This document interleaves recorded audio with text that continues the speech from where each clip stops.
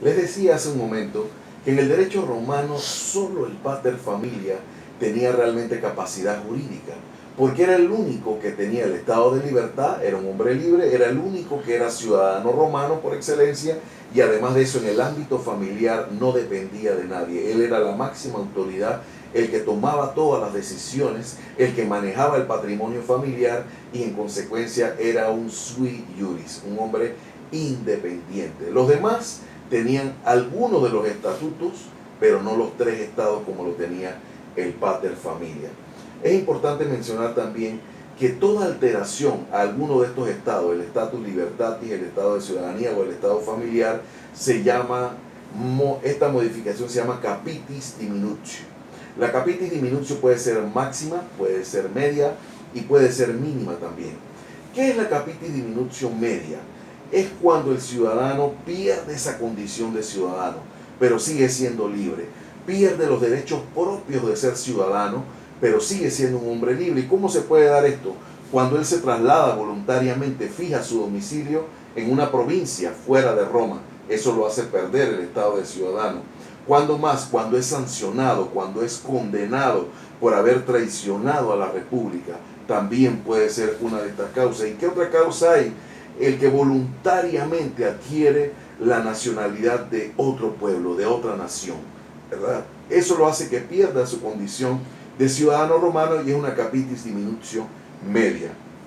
La capitis diminutio mínima, en cambio, es cualquier alteración en el estado de familia.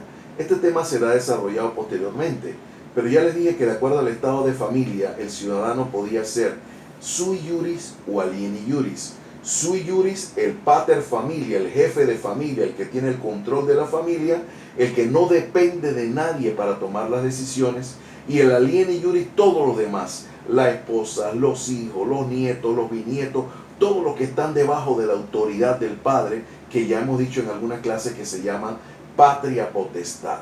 Ahora, una alteración de sui juris a alieni juris o de alieni juris a sui juris es lo que se llama una capitis diminutio mínima. Ahora bien, no siempre la capitis diminutio mínima era negativa, porque podía ser, por ejemplo, a través de la figura de la emancipación, que una persona que estaba sujeta a la autoridad del padre ahora fuera independiente. Un hijo, eso lo veremos posteriormente, pero que se emancipaba del padre por ocupar un cargo público importante, para él era beneficioso. Otro ejemplo que puedo mencionar es la adopción. Ya veremos que la adopción en Roma tiene otra finalidad distinta a la de hoy en día. Era traer bajo la autoridad del padre a un hijo que había nacido producto de una unión no legal, de un matrimonio no reconocido por la autoridad romana, un matrimonio entre extranjeros, por ejemplo. Entonces, a través de la adopción se traía a un hijo que era independiente porque no estaba sujeto al padre, pero que no tenía ningún derecho a estar sujeto a la autoridad del padre, pero con muchos derechos. Eso podía ser incluso beneficioso para él. Esa es la capitis diminutio mínima. ¿Y cuál es la máxima? Es la pérdida de la libertad. Lo peor que le puede pasar a un ciudadano romano después de morirse es la muerte civil. Eres un muerto en vida, porque pasas de ser una persona a convertirte en una cosa. Pierdes todos los derechos que tenías. Si estabas casado, se extingue el matrimonio. Si tienes hijos, se rompen los vínculos familiares, la patria potestad. Si tienes patrimonio, se pierde todo vínculo sobre el patrimonio. Deja de ser propietario o poseedor o lo que fuere. Pasas de ser persona a ser una cosa. Eres borrado del registro de los ciudadanos y estás vivo. Eres un muerto en vida. Es una muerte civil y es lo peor que le puede pasar a una persona en Roma. Muy bien, vamos a ver el segundo requisito para que una persona física sea considerada persona en Roma. Lo primero, que tenga capacidad, ya lo hemos explicado. Ahora, que exista. La existencia de una persona está marcada por dos momentos: el nacimiento y la muerte. El momento acuo o inicial y el momento aquem o momento final, ¿verdad? Ahora, ¿cuándo se considera bajo el derecho romano que hay un nacimiento? Hay varios requisitos. Vamos a mencionar tres fundamentalmente. El primero, que el nuevo ser esté realmente separado del claustro materno. Todos saben que un bebé está unido al seno de su madre a través del cordón umbilical. Mientras esté unido a su madre, no tiene existencia jurídica independiente, es la madre solamente. Cuando se corta el cordón umbilical, entonces tiene una identidad propia, pero no es el único requisito, hay un requisito más, que nazca con vida. Ustedes saben que hay bebés que han nacido, o más bien cuando el doctor los saca del vientre de la madre ya están muertos, o que mueren en el momento del nacimiento o segundos después. Para los romanos era fundamental nacer con vida, porque era entonces cuando recaían sobre él esa capacidad de adquirir derechos y de contraer obligaciones. Las escuelas romanas, la proculeiana y la sabiniana, discutían sobre qué signos, qué evidencias podía haber de que realmente el nasciturus había nacido. Para la escuela proculeiana era necesario que el bebé llorara. De ahí que hasta el día de hoy los doctores le den una nalgadita a los recién nacidos para que lloren, y a través de esa manera respiran, adquieren oxígeno a través de sus pulmones, ya no a través del cordón umbilical, y ya tienen una existencia propia. La escuela sabiniana fue mucho más amplia y no exigía la respiración. Bastaba que cualquier signo, cualquier evidencia de que el sujeto estaba vivo para considerar que ya era o tenía una existencia propia, particular. Y esta fue la tesis que adoptó Justiniano en el Corpus Iuris Civilis, que ya ustedes conocen. También hay un tercer requisito, que tuviera forma humana.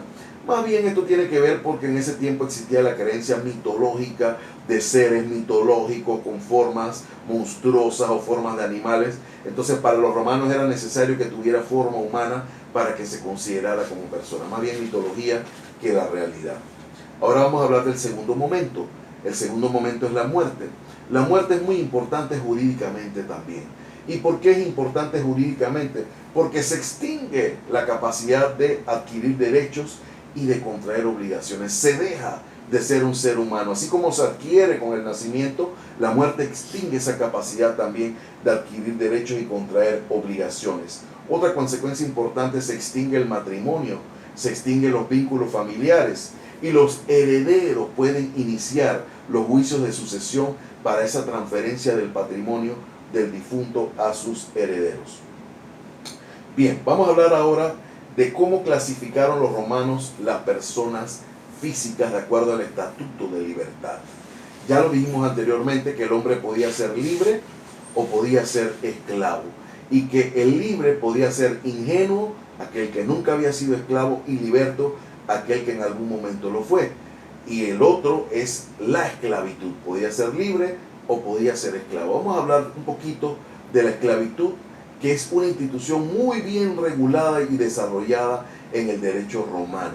Para adquirir la condición de esclavo tenía que haber una causa legal que estuviera recogida, y en el derecho romano estaba recogida principalmente en el derecho de gentes. A través de la esclavitud, el hombre era despojado de su condición humana para convertirse en una cosa. Además de eso, el patrimonio del dueño disminuía, porque una cosa salía de su patrimonio para convertirse en un ciudadano que ingresaba a la sociedad, o viceversa. Cuando un hombre se hacía esclavo, entonces aumentaba el patrimonio del Estado o de un particular. Esta es la situación. Ahora, ¿cuáles son las causas de la esclavitud? En Roma se podía ser esclavo en virtud del derecho de gentes, en virtud del derecho civil o en virtud del nacimiento. Hay tres causas. Y vamos a empezar por las causas del nacimiento. Nacen esclavos los hijos de una madre esclava. ¿Por qué? Porque siguen la condición de la madre, no la condición del padre. Ahora, ¿qué pasa si esa mamá en algún momento entre la concepción, ¿verdad?, hasta el nacimiento fue libre? El derecho romano debatió esto y al final, in favor libertis, a favor de la libertad, determinó que bastaba que la madre en algún momento de la gestación, desde la concepción al nacimiento, hubiera sido libre para que ese niño se considerara un hombre libre.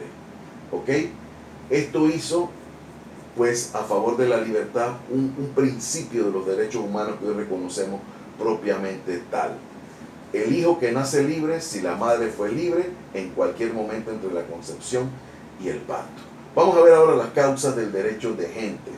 ¿Bajo qué causas una persona podía convertirse en esclavo? Primero, ser prisionero de guerra. Cuando había una guerra formalmente declarada entre Roma y otra nación, los prisioneros romanos del enemigo se convertían en esclavos y los prisioneros enemigos del ejército romano se convertían en esclavos también. ¿Qué pasaba si era un soldado extranjero? Este soldado pasaba a ser patrimonio del Estado romano, que lo podía utilizar en tareas forzosas o lo podía vender públicamente en subastas en los mercados públicos para ser adquirido como un animal, ¿verdad? O cualquier otro bien por parte de un particular, pero también pues podía ser utilizado en los circos, podía ser utilizado en el Coliseo romano como forma de entretenimiento en las luchas con los gladiadores, etc. ¿Qué pasaba si el que se hacía esclavo era un soldado romano? Pues era esclavo del ejército enemigo. Sin embargo, para atenuar este rigor, surgieron dos leyes. La Ius Pustillininium, que crea una ficción. Si el cautivo romano escapa y logra ingresar nuevamente al territorio romano, hace que se recobre todos los derechos que tenía al momento en que fue capturado, como si nunca hubiese sido un esclavo. Y de esta manera recuperaba todos los derechos, pero era una situación de derecho y no de hecho, porque por ejemplo no recobraba su matrimonio, ni tampoco recobraba el derecho real que tenía sobre los bienes, como la posesión, etc. Y la otra ley que quiero destacar es la Fictio Legis Cornelia, que le daba más bien la ventaja a la familia del soldado que era cautivo cuando éste era asesinado por el ejército enemigo. La ley creaba la ficción de que él moría no al momento de ser esclavo, que él moría siendo libre. ¿Y cuál era el efecto práctico de esto?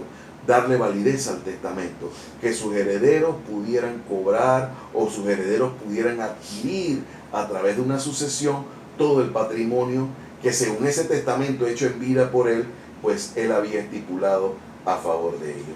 Vamos a ver ahora las causas del derecho civil. ¿Mediante qué causas del derecho civil un ciudadano podía convertirse en esclavo? Uno, los que rechazaban inscribirse en el censo. Ya hemos hablado de la importancia que tiene el censo para el romano. Si un ciudadano rechazaba inscribirse en el censo, que se hacía cada 5 años, ¿verdad? Cuando venía el censor a visitarlo, se convertía en esclavo. Los condenados a pena capital, era una pena también por haber cometido un delito grave. Iban a trabajos forzados, iban al circo a luchar contra los gladiadores, al Coliseo romano. Los que se hacían vender como esclavos, la libertad era tan importante que si un ciudadano simulaba en algún momento ser un esclavo y se hacía vender como esclavo, se convertía verdaderamente en un esclavo. La mujer libre que tenía relaciones sexuales con un esclavo ajeno, si ese dueño le reclamaba 3 veces y la mujer no cesaba sus acciones con ese esclavo romano ajeno, ella caía en esclavitud. Y por último, los libertos ingratos. Liberto es aquel, como veremos ahora, esclavo que adquirió su libertad por voluntad del amo, pero no se rompe totalmente ese vínculo con el amo, que ahora se convierte en su patrono. Le debe fidelidad, le debe ayuda, le debe respeto. Si él es ingrato y no practica esto con él, entonces lamentablemente vuelve a caer en la esclavitud. Todas estas causas posteriormente fueron eliminadas y al final de Justiniano solamente quedaron 2: el hombre libre que se hacía pasar por esclavo y la ingratitud del liberto. ¿Cuál era la condición jurídica del esclavo en Roma? Pues ya hemos dicho que el esclavo no es persona, el esclavo no tiene derecho alguno, el esclavo está totalmente sujeto al amo. Existe sobre él lo que existe sobre cualquier cosa. El amo es el dueño, es el dominus, es el señor sobre el esclavo, como lo es de su caballo, como lo es de su finca, como lo es de sus frutas, etcétera, sobre cualquier bien. Esto se llama potestad dominical, y dominical no viene de domingo, viene de dominus, que significa dueño, que significa propietario. Entonces, el esclavo en el antiguo derecho romano no tenía ningún derecho, lamentablemente. El amo podía disponer de él como disponía de cualquier animal, de cualquier cosa. Estaba en el patrimonio del amo. Así que el amo disponía de la vida de él, podía castigarlo, podía matarlo, podía venderlo, y nadie se metía. Esto posteriormente, con la influencia del cristianismo, fue cambiando poco a poco. Se influyó sobre el legislador de manera que se fue atenuando esa rudeza, esa crueldad de algunos amos sobre los esclavos. Y así las legislaciones posteriores, uno, prohibieron que el amo entregara a los esclavos para combatir con los gladiadores en el circo o en el coliseo romano sin la autorización del magistrado. Dos, se prohibió el derecho del amo de abandonar a un esclavo que estuviera enfermo o que estuviera viejo. Si lo hacía, perdía el derecho sobre él. Ese esclavo se hacía libre. Tres, se estableció pena de muerte para aquel amo que mataba sin justificación alguna a su esclavo. Se convertía también, él era homicida, entonces había pena de muerte para él. Y cuarto, se prohibió al amo también que maltratara injustificadamente al esclavo, porque perdía el derecho de propiedad, quedaba obligado a venderlo. Así pues, vemos ya cómo inician los derechos humanos en ese tiempo bajo la influencia del cristianismo. ¿Cómo se extingue la esclavitud? ¿Cómo muere esta figura? De dos maneras, por la ley y por voluntad del amo.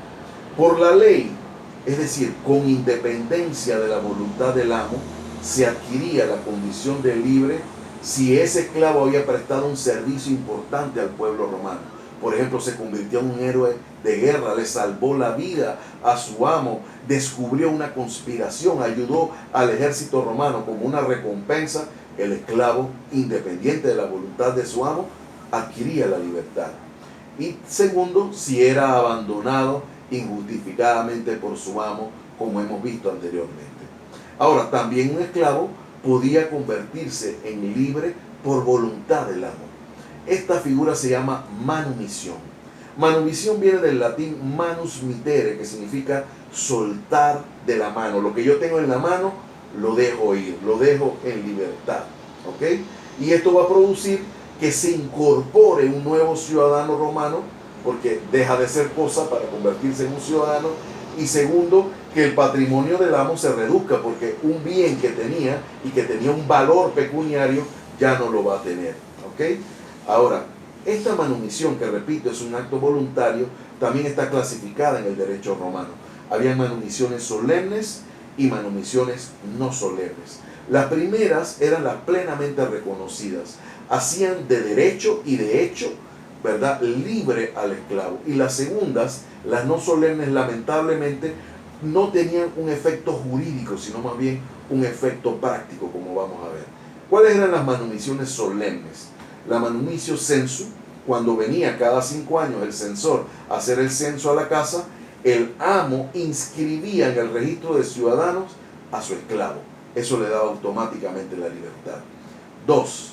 La manumitio vindicta, que era una simulación de un juicio de reivindicación por parte, le daba la libertad al esclavo. Ya veremos posteriormente que la reivindicación es la acción que tiene todo propietario para recuperar la posesión de algo que le pertenece.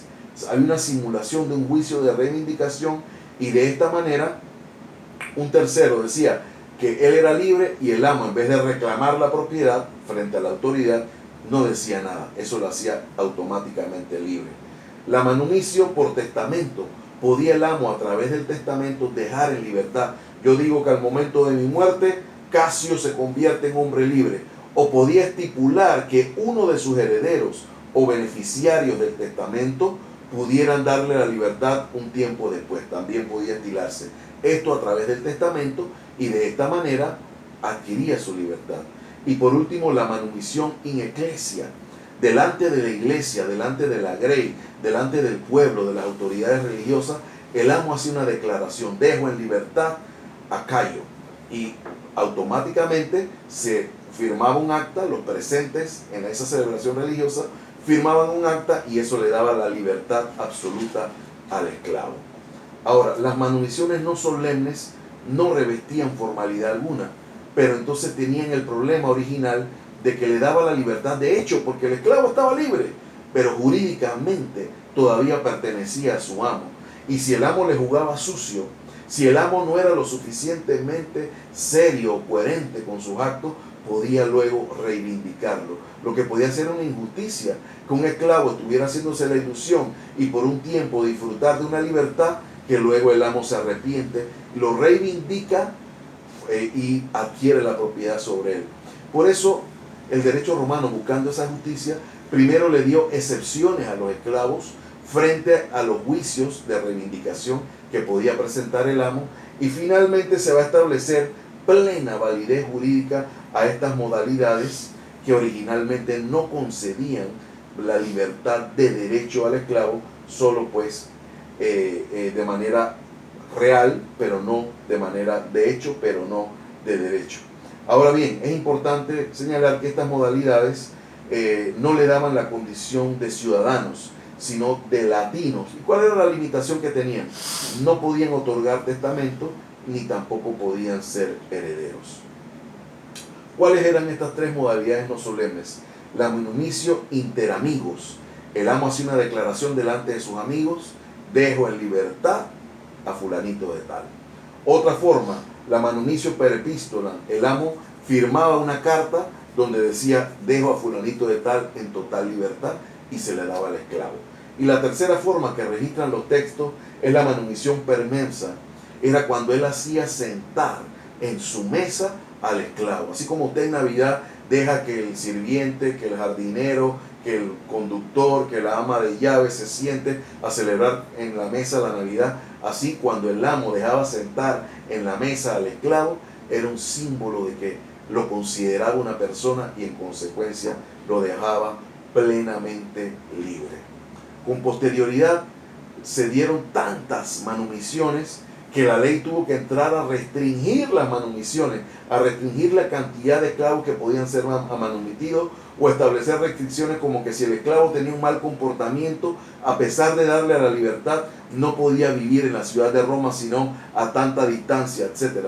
Se establecieron ciertas limitaciones, como otra, por ejemplo, que no se podía hacer manumisiones en fraude de acreedores. ¿Qué fraude de acreedores? Yo le debo a alguien, no le quiero pagar y me deshago de los bienes que tengo para que no me pueda quitar los bienes. Así habían amos malintencionados que le daban libertad a los esclavos, los manumitían para no pagar con esclavos. Los esclavos tenían un valor y podían pagarse las deudas. Fue otra de las limitaciones que se estableció. Uno de los últimos temas que quiero abordar en esta clase es que a pesar de que a pesar de que un esclavo adquiría la condición de liberto, no lo hacía igual al ingenuo. Ingenuo no es igual a liberto. Ya dije que ingenuo es aquel que nunca fue esclavo, y liberto aquel que en algún momento fue esclavo, pero fue manumitido o a través de la ley adquirió esa libertad.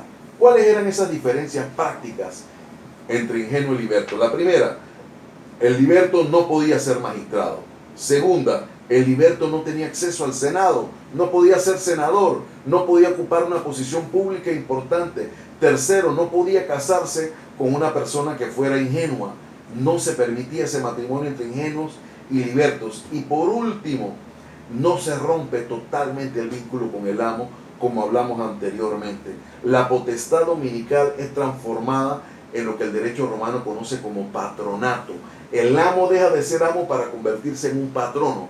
Ese vínculo no se corta nunca mientras el amo exista, y ese ex esclavo, ahora llamado liberto, le debe respeto, ayuda, colaboración al ex amo, ahora llamado patrono.